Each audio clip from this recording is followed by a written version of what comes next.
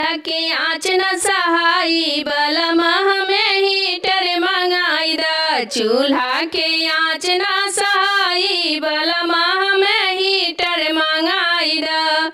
Heater के देख तोहर मम्मी जाल तू है, हीटर के देख तोहर मम्मी जाल तू है, मम्मी जाल तू है, मम्मी जाल तू है।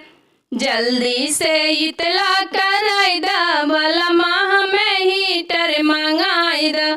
जल्दी से इतला कराई दा बलमा हमें हीटर मंगाई दा। चूल्हा के आँच ना सहाई बलमा हमें हीटर मंगाई दा। चूल्हा के आँच ना सहाई बलमा हमें हीटर मंगाई दा। हीटर के देख तोहर भाभी जाल तू है, हीटर के देख तोहर भाभी जाल तू है, भाभी जाल तू है, भाभी जाल तू है। उनहु के अलगा कराई दा बलमा हमें हीटर मंगाई दा। उनहु के अलगा कराई दा बलमा हमें हीटर मंगाई दा। चूल्हा के आँच ना सहाई बलमा हमें हीटर मंगाई दा। चूल्हा के आँच ना सहाई बलमा हमें हीटर मंगाई दा।